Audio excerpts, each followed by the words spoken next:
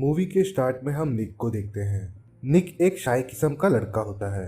वो ऑथर बनना चाहता है, लेकिन वो जब भी कुछ लिखने के लिए बैठता है, मैं वर्जिन हूँ इसके अलावा और कुछ नहीं लिख पाता। उसने आज तक टपाटप नहीं किया है, इसलिए उसके मन में काफी फ्रस्ट्रेशन भी होता है और कॉन्फिडेंस तो जीरो हो गया होता है। लड़कियों से तो छोड़ो, लड़कों से भी बात करने में निक को काफी परेशानी होती है।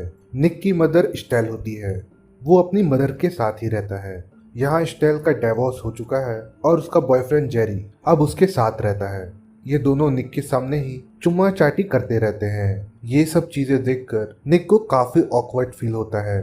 यहाँ जो जेरी होता है वो काफी एग्रेसिव किस्म का इंसान होता है। वो निक की बातों को बिल्कुल ध्यान भी नहीं देता। फिर हम निक को उसके रियल फादर की कार को साफ करते हुए देखते हैं। निक के फादर भी काफी ठरकी होते हैं। उनकी एक जवान गर्लफ्रेंड भी होती है। फिर निक अपने फादर से पॉकेट मनी की डिमांड करता है, लेकिन निक के फादर को उसकी बिल्कुल परवाह नहीं होती। जब निक के फादर की गर्लफ्रेंड आती है तो वो दोनों वहीं पर लिपका जिपकी करने लग जाते हैं। ये सब देखकर निक को काफी उत्तेजना होती है, लेकिन बेचारा कुछ कर भी नहीं सकता। उसे कोई पूछता भी नहीं है। निक एक दिन म्यूजिक लाइब्रेरी में जाता है। वहां उसे एक स्कूल की फ्रेंड दिखती है। निक उसे देखकर उससे बात करने लगता है। फिर थोड़ी ही देर में उस लड़की का बॉयफ्रेंड आ जाता है। फिर वो उसके साथ चली जाती है। निक यहाँ मुंह ताकते रह जाता है। अगले सीन में हम देखते हैं कि जेरी ने अब अपनी पुरानी कार को बेच दिया है और अब नई कार ले ली है। अब वो स्टील और निक को लेकर ट्रेलर पार्क में जाता है। ये ट्रेलर पार्क कैलिफोर्निया की एक लेयर लेक सिटी में होता है। सुबह जब निक बाहर निकलता है, वहां उसे शीनी दिखती है। निक शीनी को देखकर उसे काफी पसंद करता है, लेकिन वो सोच रहा होता है कि वो उससे क्या बात करे। शीनी निक की ही उम्र की होती है, इसलिए फिर धीरे धीरे उन दोनों में बातें होने लगती है। उनकी बातें चल रही होती हैं, तब शीनी उसे बताती है कि मेरा ऑलरेडी एक बॉयफ्रेंड है। ये सुनकर निक की उम्मीदों पर पानी फिर जाता है। फिर एक दिन निक शीनी के घर जाता है। निक शीनी को डेट पर लेकर जाता है। ये दोनों ही एक बीच पर जाते हैं। वो निक को अपनी बॉडी पर सनस्क्रीन लगाने के लिए कहती है। निक जब सनस्क्रीन लगा रहा होता है, वो काफी एक्साइटेड हो जाता है और उसका पप्पू सलामी देने लगता है। ये देखकर शीनी उससे बोलती है कि तुम तो बहुत जल्दी एक्साइटेड हो जाते हो। निक शर्मा जाता है। ये दोनों अब मिलते रहते हैं। एक दिन शीनी ने निक को मिलने के लिए जंगल में बुलाया। निक को शीनी काफी पसंद आने लग गई है और वो उसी के बारे में सोचता रहता है। उन दोनों के बीच की दोस्ती काफी अच्छी हो जाती है। एक दिन शीनी निक को अपने घर बुलाती है। ये दोनों ही अपने म्यूजिक के टेस्ट को शेयर कर रहे होते हैं। शीनी निक को बताती है कि मुझे फ्रेंच कल्चर बहुत पसंद है। फिर निक और शीनी आपस में किस करने लगते हैं। निक को बहुत मजा आ रहा होता है।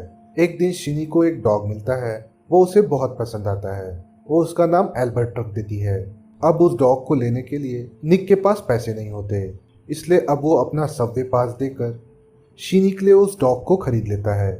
शीनी ये सब देखकर निक से और इम्प्रेस हो जाती है। शीनी निक को कहती है कि मुझे लगता है कि तुमने आज तक कभी भी टपाटप नहीं किया है।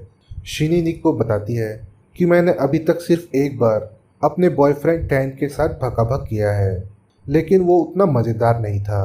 अब अक्सर निक शीनी के घर आकर मिलता है। शीनी का जो डॉग होता है उसने घर की प्रॉपर्टी को काफ़ी डैमेज कर दिया था।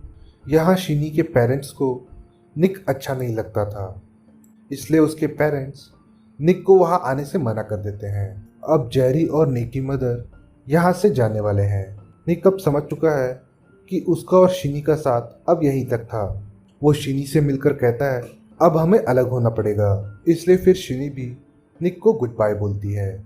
जब निक जा रहा होता है तो शीनी उसे बाय कर रही होती है। निक शीनी को ही देख रहा होता है। निक अब घर पहुंच जाता है और वो ये सोचने लगता है कि वो ऐसा क्या करे कि शीनी उसकी लाइफ में वापस आ जाए। यहाँ हम निक के ऑल्टर ईगो को देखते हैं, जो निक के बिल्कुल ऑपोजिट होता है, यानी कि बैड बॉय होता है।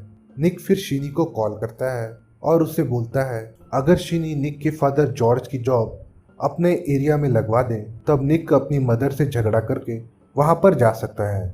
शीनी निक को बताती है कि मुझे बैड बॉयज काफ़ी पसंद है, इसलिए निक को अपने अंदर कुछ बुराइयां डालनी होंगी जिससे कि वो आकर्षक लगे।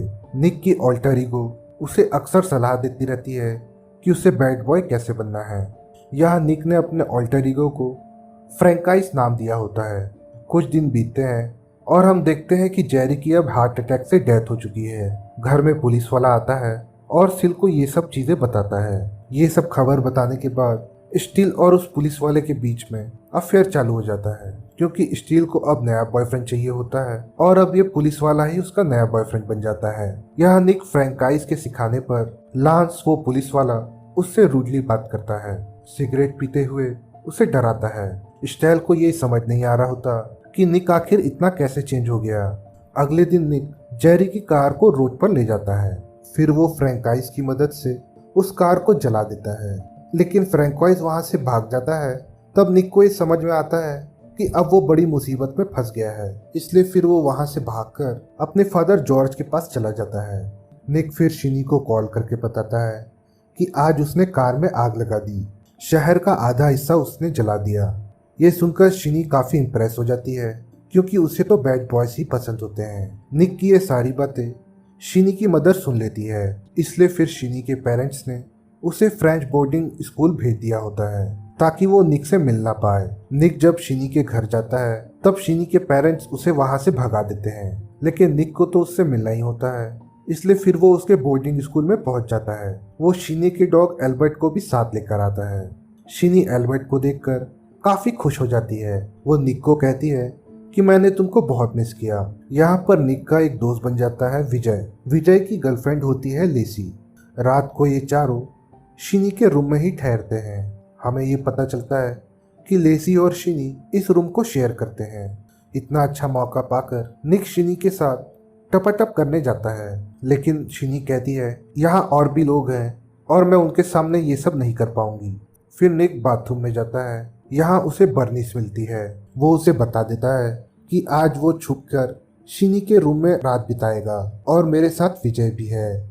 फिर निक वापस आकर फिर से शिनी को टपाटप करने के लिए पूछता है। यहाँ बगल में ही विजय और लेसी टपाटप कर रहे होते हैं, इसलिए निक का भी काफी मूड हो रहा होता है।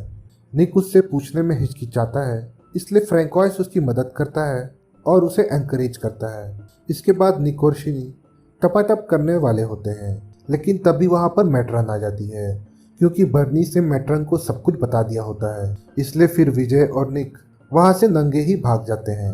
अपनी वर्जिनिटी को खोने से पहले ही पकड़ा जाते हैं। इन दोनों को काफी अफसोस होता है कि उनको इतना अच्छा मौका मिला, लेकिन वो इसका इस्तेमाल नहीं कर पाए।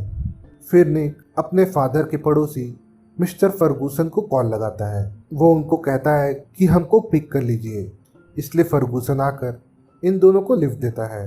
निक जब घर लौटता है तो वो शिनी के बड़े भाई पॉल से मिलता है। पॉल उसे बताता है कि शिनी थैंक्सगिविंग पर घर वापस आएगी, तब अगर तुम चाहो तो उससे मिल सकते हो। निक को बर्निस का ख्याल आता है। फिर वो उसे एक लेटर लिखकर बोलता है कि वो शिनी की कॉफ़ी में नींद की दवा मिला दे, जिसे पीने के बाद शिनी क्लास में सो जाती है, इसलिए अब उसे एक्सपेल कर दिया जाता है।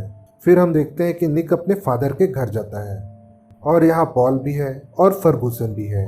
निक भी फिर यहाँ ड्रिंक्स करके काफ़ी हाई हो जाता है और इसके बाद इन सभी लोगों को ज्वाइन कर लेता है। जॉर्ज जब देखता है कि पॉल उसकी गर्लफ्रेंड के साथ लिपटा झिपटी कर रहा है, तब वो उसे पंच मार देता है।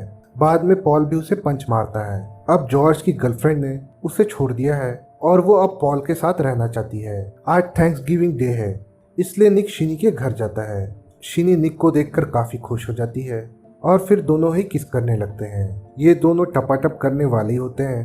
तब शिनी का बॉयफ्रेंड कैंट यहाँ आ जाता है। यहाँ फिर निक का काम खराब हो जाता है। कैंट शिनी को ये बता देता है कि निक ने ही तुम्हें तुम्हारे स्कूल से एक्सपेल करवाया है और इस साजिश में बर्निस भी मिली हुई है। ये सब बातें सुनकर शिनी काफी गुस्सा हो जाती है और निक फिर वहाँ से चला जाता है। यहाँ हम देखते हैं कि निक ने अपने फादर की कार चुराई है। अब निक को अपने फादर से भी डर नहीं लगता।